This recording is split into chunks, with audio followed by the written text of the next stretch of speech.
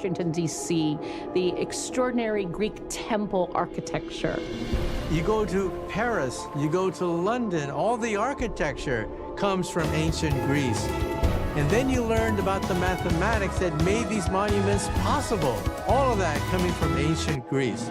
Anybody who does science will be still using terms that were coined in archaic and classical Greece. We're still using ancient Greek words and concepts. So the Western world is very, very much indebted to ancient Greece. It is true that almost everything of the Western world that we have today has its birthplace in ancient Greece. Then perhaps it would mean that modern civilization itself could be traced back to these extraterrestrials, these gods of Olympus. Could it be that the incredible mythological tales of ancient Greece tell the story of humankind's true origins?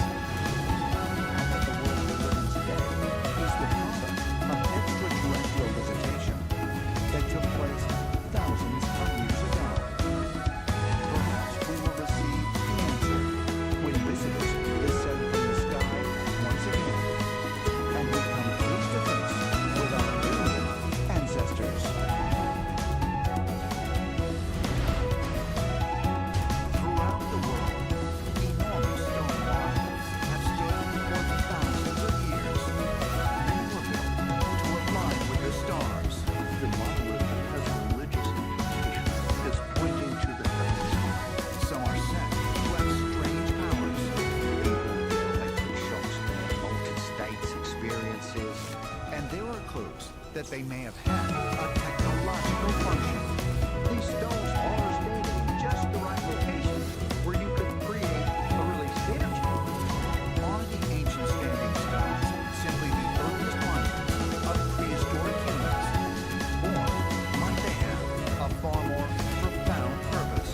The standing stones are a calling card. They are a message that somebody was here in the past, and they were our teachers. There is a doorway in the universe. Beyond it is the promise of truth. It demands we question everything we have ever been taught. The evidence is all around us. The future is right before our eyes. We are not alone. We have never been alone.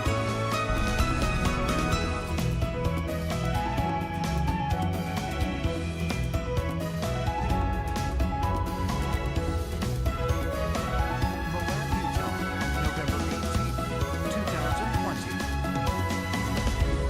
Biologists from the Utah Division of Wildlife Resources surveying a nearby canyon spot a strange rectangular-shaped object from their helicopter. They saw this towering slab down in the canyon. It was a vertical slab about 10 to 12 feet tall, and they were astonished because this remote canyon is almost only accessible by a helicopter. Satellite imaging reveals that the triangular column, dubbed the Utah monolith, has stood undetected for over 4 years, and its discovery quickly becomes international news. There was terrific speculation when the Utah monolith was first discovered as to the provenance of the monolith. Was this communication from ETs? And I think people were really excited by this idea because it's drawing on the monolith in 2001, Space Odyssey, which was a science fiction book written in 1968 by Arthur C. Clarke, and in the same year Stanley Kubrick directed Moon, and together they captured the imagination of the world. 2001 begins with this monolith appearing on Earth. And through that monolith, as we all know from the movie, this is how our evolution begins. The appearance of a similar monolith in a remote location in Utah gives us the sense of a connection with alien intelligence, the idea of a point of contact. While it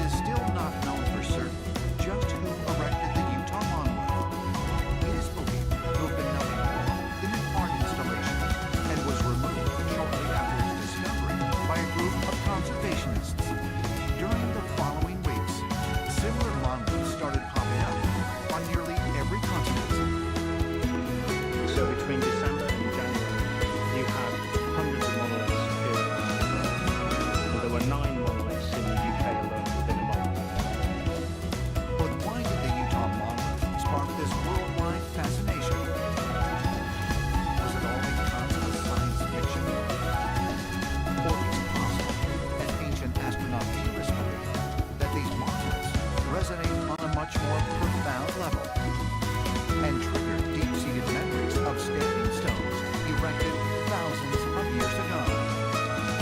People have always been fascinated with monoliths, and I think it goes even deeper into our past because we have standing stones around the world. Standing stones have been an integral part of our human development over thousands of years. Monoliths are part of our DNA, part of our psyche. Stone has a great resonance within the landscape. It has a presence of permanence that outlives the human frame. There are more than 50,000 ancient standing stones, also known as monoliths or menhirs, scattered across Europe, Asia, Africa, and the Americas. Most date back more than 5,000 years, and the largest weigh over 300 tons, more than double the weight of the Statue of Liberty. When you look at these standing stones, we're looking back at the Stone Age, and we're thinking, are these Stone Age people moving all of these huge megaliths around? The largest standing stone in all of Europe is called the Great Broken Menhir. It's located in French Brittany, and when it was one solid piece, it was over 60 feet tall. They have estimated for that stone when it was one piece to be 330 tons. Now explain to me how you transport 330 tons. We have a hard time doing this today. It's a huge undertaking, and there could have been some knowledge that they had to move heavy things, and for some reason, we don't understand today in our modern technological society. Have we forgotten some ancient physics that they knew, or did they have help? While not all monoliths are of such enormous size, for ancient astronaut theorists, the question still remains. Why would prehistoric people, struggling just to survive, have expended so much time and energy erecting standing stones? When you try to speculate about the standing stones, what their purpose is, we have to wonder, does it have to do with extraterrestrials and something technological that we do not understand? On the northwest coast of France lies the most famous and mysterious collection of ancient standing stones found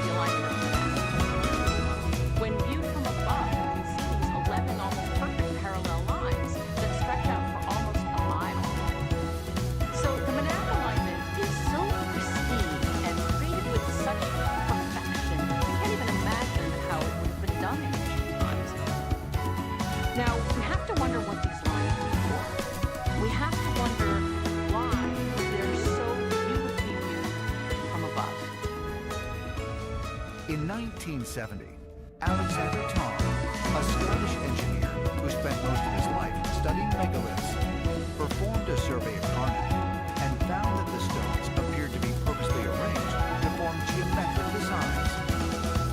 Of particular interest was an egg-shaped stone formation at the west end of the Menec alignment, whose stones were precisely positioned to form perfect Pythagorean triangles.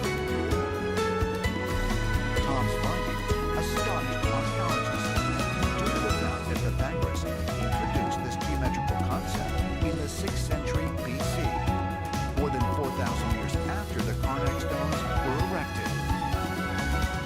One of the arrangements we have is a representation of the Pythagorean theorem, which is a squared plus b squared equals c squared.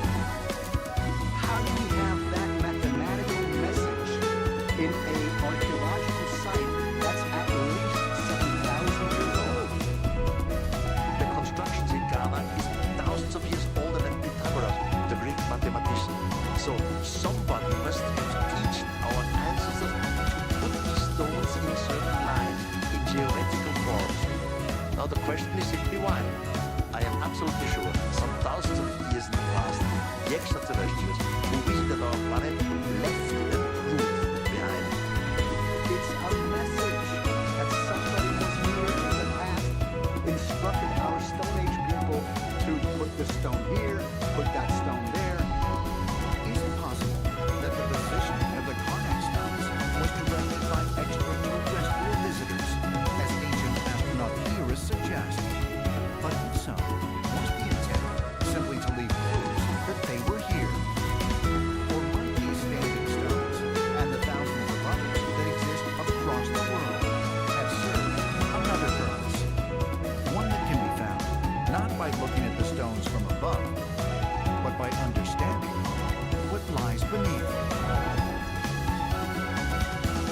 Knock, knock, Capital One Bank guy. I just moved into the neighborhood. Can I borrow some Wi-Fi? Sure, Chuck. That's what the Capital One Cafe is here for. Open 7 days a week at most locations. Oh, you sure you can? My dog walk on the pay cash. Anything for an answer. Oh, my wash machine from Chris also. Woo. Pretty good bank guy. Wanna try the catchphrase? There's no fees or minimums on Capital One checking account. Now the other one. What's in your wallet?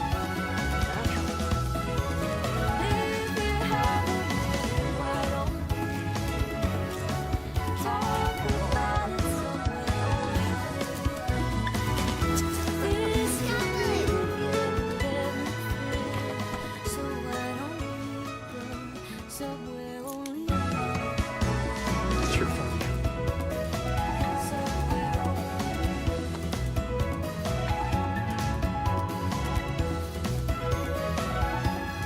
Rooms to go. Here's to 35 years of style. 35 years of serious savings. 35 years, sitting pretty, Here's to fashion. and making anything possible. Thanks to the Rooms to Go package. Here's to 35 years of decorating made easy. So come see what everyone's talking about during the Rooms to Go 35th anniversary sale. Tell them Shaq sent you.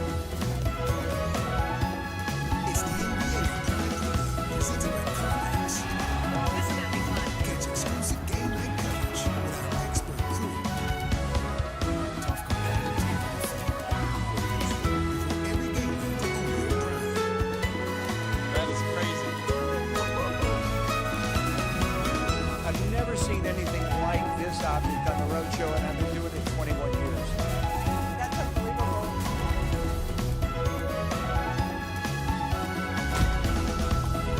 Karnak, France, 1992. Pierre Moreau, a French engineer in thermodynamics, performs a study of the Karnak stones, which produces some highly intriguing results. What he found was that the stones were aligned and placed over areas that had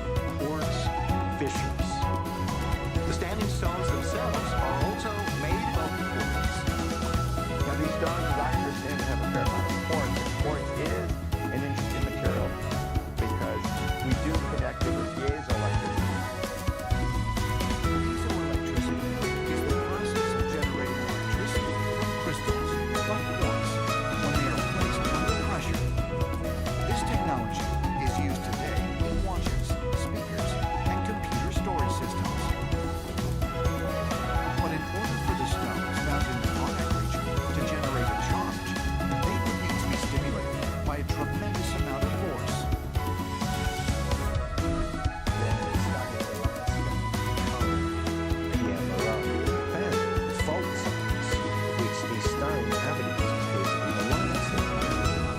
It's really interesting. If there was tectonic movement, the quartz could be stimulated to create a release of energy using the piezoelectric effect. And these stones are standing in just the right location where you could create a phenomenon like this. You can store and create electromagnetic energy in these types of stones. In addition to being placed over a fault line, there is also the presence of a strong and measurable earth energy that lies beneath the stones. So one of the cool things about the Earth is the currents that exist. And it's something we don't think about a lot, is that